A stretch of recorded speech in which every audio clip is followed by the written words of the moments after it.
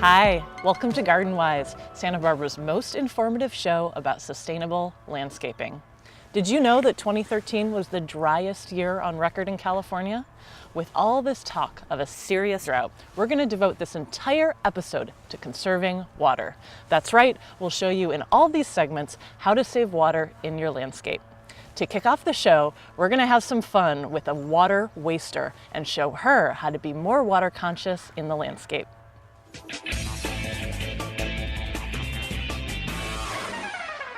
Myrtle is a Santa Barbara resident who thinks her lawn is the best feature in her front yard. Little does she know her neighbors Bill and Betty are tired of seeing wasted water run down the street from her yard.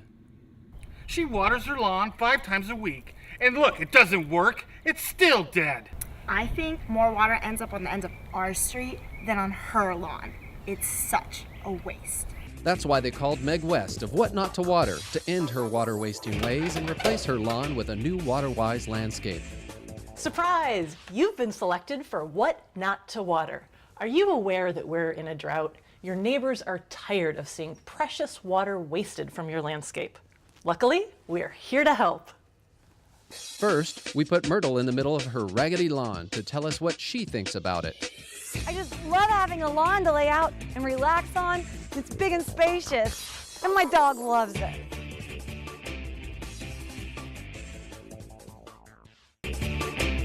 Even though Myrtle waters her lawn 5 times a week, she's clueless about how much never reaches her landscape.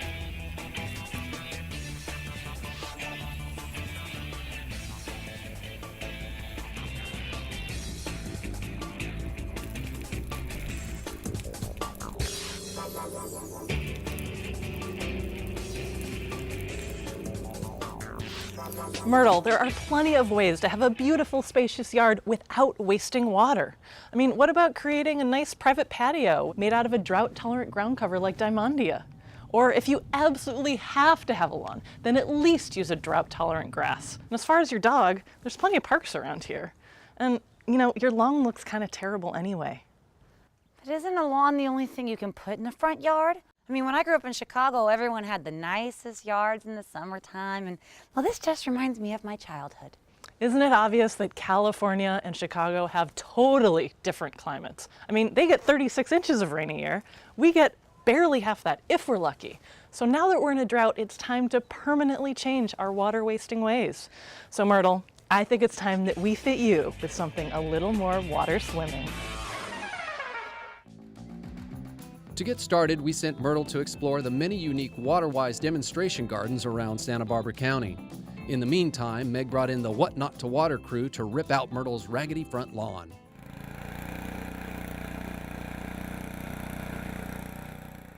After the lawn was removed, the crew planted a variety of water-wise plants, installed a water-efficient drip system, as well as a beautiful new walkway. They finished by adding gravel and mulch for a more diverse, colorful aesthetic. Once the yard was completely renovated, Meg invited Myrtle back to walk through her beautiful new water-wise landscape. Here we are, Myrtle. It's your yard transformed. What do you think? Is this even my place? It looks incredible. You mean to tell me this will actually help me to save water? This will save you a lot of water, I promise. Let me walk you through all the ways you're going to save water with this landscape. We installed drip irrigation, which is great because it delivers the water directly to the root zone of the plants, and you avoid overspray and runoff, which is a major problem with sprinklers. Another thing that we did to save water in this landscape is install beautiful water-wise plants. Now, most of the plants here are Mediterranean plants, which means that they're well suited for long, hot, dry spells. Some of the plants that we used are the olive tree, statice, Spanish lavender, rock rose, and blue fescue. We also installed this paver walkway. Now this is a much better idea to have these individual pavers than one contiguous walkway because the gaps here actually allow the water to infiltrate into the soil during a rainstorm. So this is a great idea if you need a walkway, but you want something that looks beautiful and helps bring rainwater into your soil. And the last thing we did was cover all the soil with mulch. Now mulch is so important for keeping the water in the soil and keeping your plants healthy. So you don't want to have any bare ground in your garden. You want a nice thick layer, at least 2 to 3 inches of mulch around all your plants. So Myrtle, do you feel any different now that you're not a water wasting offender? Yeah, I can't wait to show Bill and Betty my new landscape. I mean, I know they loved it before, but wait till they see this. Well, it looks like my work here is done. I'm off to find the next water wasting offender. I hope it's not you. It's extremely important to check your irrigation system for leaks at least every few months, or more often if you notice that leaks are a common problem. And if you're tired of having a thirsty lawn, your water provider may be able to help you with the Smart Landscape Rebate Program. Contact your water provider for more information about how they can help you replace your thirsty lawn with drought-tolerant landscaping. There's also information at waterwisesb.org. Up next, we're going to visit a real homeowner who noticed that she was wasting water, and she did something about it.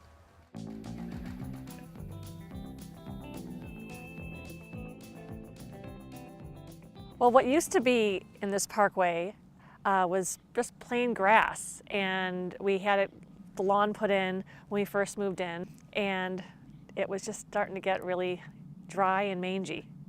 Not only was the tiny strip of grass difficult to maintain, but Diane had no idea how much water was being wasted every time the sprinklers went off. Well, because the sprinklers go off so early in the morning, I didn't really take a notice to it, nor did my husband.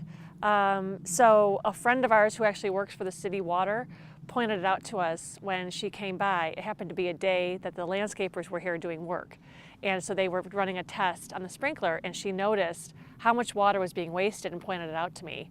And when I realized it, that there was more water on the sidewalk and on the road, I started realizing we needed to make a little change. After discovering the runoff, Diane called David of Landscapes by David's to help come up with an immediate solution.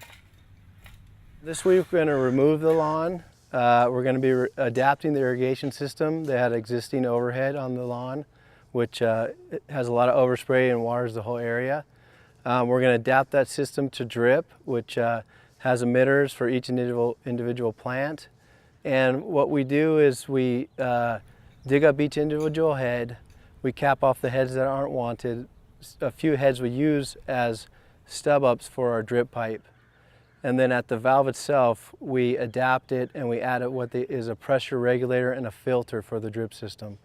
The drip system requires a lower pressure than the sprinkler head, so you need to get the pressure down to around 35 pounds. And then you also have to have a filter so the emitters don't clog. And also we're going to put in some flagstone stepping stones with some diamondia planted in the joints. And then we're going to put a few plants here and there and mulch the bed. The project only took a matter of days to remove the lawn, install a drip system, and plant water-wise plants. Now, Diane's landscape will only use half the amount of water it was using before. It's so nice not to have to deal with the maintenance issue. We don't do anything. It just kind of takes care of itself, and it just looks nice, and it's exactly what we've always wanted. We just never knew how to get there. It took us a long time to get here, so. No, my husband loves it because, he doesn't have to mow that area, so it's great. It's great all around. We're getting a lot of people talking about the drought and a lot of people considering changing and making changes in their landscape. Some people are initiating projects. One project I did today was I did take out some plants and we just mulched the whole area. And I was going to put in plants for this gentleman, and then a week later he decided he didn't want to plant that area just because of the drought.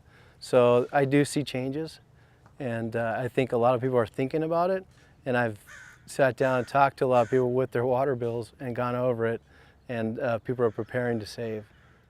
I would say, we had help doing this, but it's a pretty easy project to just rip out that little strip of lawn, put some rocks or even some little flagstone and put some succulents around it and some drip line. It's not that difficult.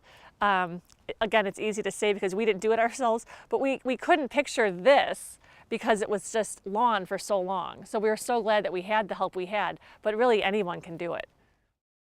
Do you have useless lawn in your parkway? Well, you should definitely consider replacing it with a more drought-tolerant plant like diamondia. For more information on water-efficient landscaping, visit waterwisesb.org. We'll be right back with more Garden Wise. Meet the most fascinating man in the world. When droughts happen, water experts go to him for water-saving actions. His front lawn requires no water because he replaced it with WaterWise plants. He only works 2 days a week, and so do his sprinklers. He uses so little water, overwatered plants seek refuge in his yard. I know a lot about saving water, but when I want to know more, I go to waterwisesp.org. Let's save together, my friends. Welcome back. To make sure you're not wasting water, you have to go out and actually visually inspect your irrigation system as it's in operation. Coming up next, we'll show you how to do that. Hi, good morning. Good morning. I'm a neighbor from down the street, and I was just wondering if you were aware of the drought that we're in. Oh, of course I'm aware of it. In fact, you may notice that we've replaced our green lawn with drought-tolerant plants so we can save water. Oh, it really looks nice. But the reason I stopped by today is because, I take my morning walks here every day, and I walk right by your house, and I notice that every morning at about 6 a.m., your sprinklers are watering the sidewalk and the street. Did you know that was going on? No, I had no idea. In fact, I always assumed that our gardener was taking care of regulating the system. Well, most people do think their gardener takes care of that, but unless you've actually specifically asked them to check your irrigation timer or you've gone through it yourself, it's really hard to know. I have a couple minutes. If you want me to help you and show you how to do that, I'd be happy to. Sure, I think that's a good idea. Let me get my husband. Okay. So this is where it is. Well, one of the first things you can do when you're performing your own irrigation audit is take advantage of the water percent adjust feature on your timer. And this basically adjusts all of the sprinkler stations at the same time. It's a really easy way to make sure that you're watering the correct amount of time as the weather changes. So did you know that at waterwisesp.org you can actually get that water percent adjust? No, I Yeah, didn't it's realize super that. easy. You can just go on to waterwisesp.org, and they actually post the water percent adjust every week. Okay. So right now it's at 57%. So let's see what your timer is set at. I'm going to turn the dial to water budget percent, and you're set for 100%, which means that you're overwatering. Okay. So we'll just go ahead and use these arrow buttons to get down to 60%. And now you'll be watering 40% less. If it gets a little warmer, the percentage just might go up, or if it gets real cool, this might go down to 20 or 30. So you can just check waterwisesp.org every week. Okay. And that'll give you your correct water percentage. So we'll go ahead and set that to 60, which is where it should be right now. Good. And then the next thing we wanted to do was solve the problem with your sprinklers that are sprinkling the sidewalk and the street, right? Right, absolutely. So do you know which station it is that's actually watering that section? That's number 3. Okay, so what we want to do now for the self-irrigation audit is to actually visually inspect each station as it's functioning, because as we learned, they go on in the middle of the night and you have no idea if they're functioning correctly. Right. So you have to go out there and look at it with your own eyes. And that means you turn each station on one by one. And since we know number 3 isn't adjusted correctly, we'll start with that. We go to station number 3, and then we just put in, let's run it for 2 minutes. And then on this timer, you just hit manual start. And it goes ahead and turns on that station. And I can see it's going on. So we'll go out and take a look at it and see how it's working. Okay, good. Okay. Oh, there it is. Yeah, so here's what I noticed. Okay. And, this is the kind of thing you're looking for, and there's no way to know unless you just turn it on and look Yeah, yourself. So that. this is really easy to fix. You just pick it up and rotate it so it's actually watering the plant. Somehow the stake just got aligning correctly. And that's all there is to it. Good, that was So- simple. Good. All right, let's check out what's going on in your backyard. Okay. Okay. Oh dear. Uh-oh. So this is really common. It looks like what happened here is some little animal or something just gnawed off the end of your drip hose. So we can fix that really easily. I'm just going to turn it off right at the valve here. And the way that we fix this is just with a little goof plug. I happen to have one right here. And it's just a little plug that goes in the hose, and it stops it from geysering. So you just stick it right in there. Okay, so we just want to go through every single station and visually check it like we've been doing and make sure there aren't any leaks. Okay. So I also wanted to point out something else you can do. This is a guide to working with your gardener for a healthy garden. And this is available for free download at waterwisesb.org. Okay. And what it is it's something that you can use to talk to your gardener about how to make your garden as water-wise as possible. Okay. And on the back, it's in Spanish and English, and it covers things like lawn care, general maintenance, pest management, and irrigation scheduling. And it's really important in this drought more than ever to communicate with your gardener and set those expectations to save water. Good. All right, there you go. Thank you. Thank you. If you want to make sure that your landscape is as water efficient as possible, contact your water provider for a free irrigation checkup. Up next, we have a horrific crime to solve, so put on your detective hats and we'll go with landscape architect and author Billy Goodnick to the scene of yet another crime in Crimes Against Horticulture. The story you're about to see is true. The location of these plants has been changed to protect the innocent. This is the city, Santa Barbara, California. Some call it paradise.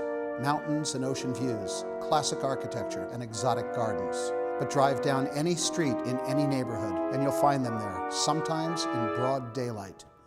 People perpetrating pointlessly pitiful pruning on peaceful plants. My name is Billy Goodnick, and I run the Crimes Against Horticulture division. Actually, there's no such thing, but wouldn't it be cool if there were? My mission is to help my community create beautiful, useful, sustainable landscapes. Plants that don't look like a bunch of UFOs, meatballs, and hockey pucks. I was at my desk Monday morning after a 3-day surf weekend in New Cuyama. But I quickly forgot about my sore muscles as soon as Jane delivered today's shocking case file.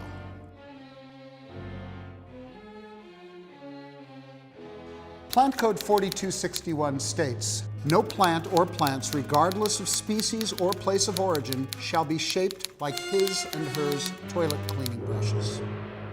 I don't write the laws, ma'am. I just enforce them.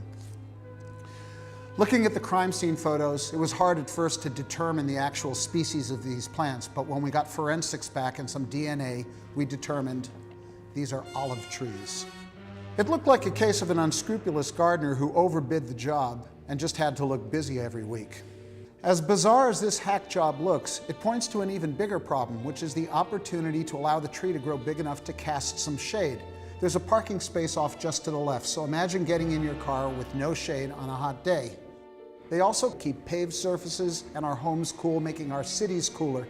In the long run, that saves on energy bills and just makes it a much more comfortable place to live. So how do we fix a problem like this?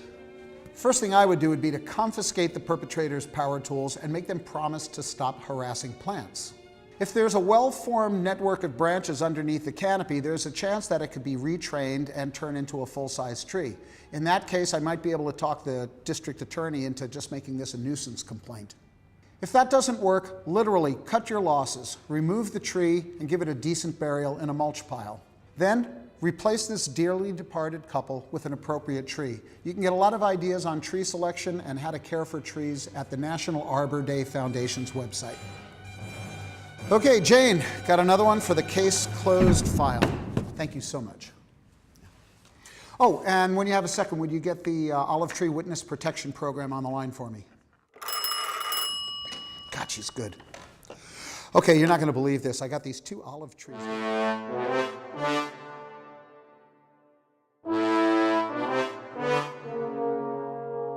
Stay tuned for our next episode where landscape architect and author Billy Goodnick tackles another horrific case of pitiful pruning. Well, that does it for this show. Remember, you are the agent of change, and together we can create beautiful gardens that also conserve water. There are lots of resources online that can help. Visit waterwisesb.org for more information and to view past episodes of the show. If you have any questions or comments, you can always call us at 564-5311 or visit our Facebook page. I'm your host, Meg West, and keep it green, Santa Barbara.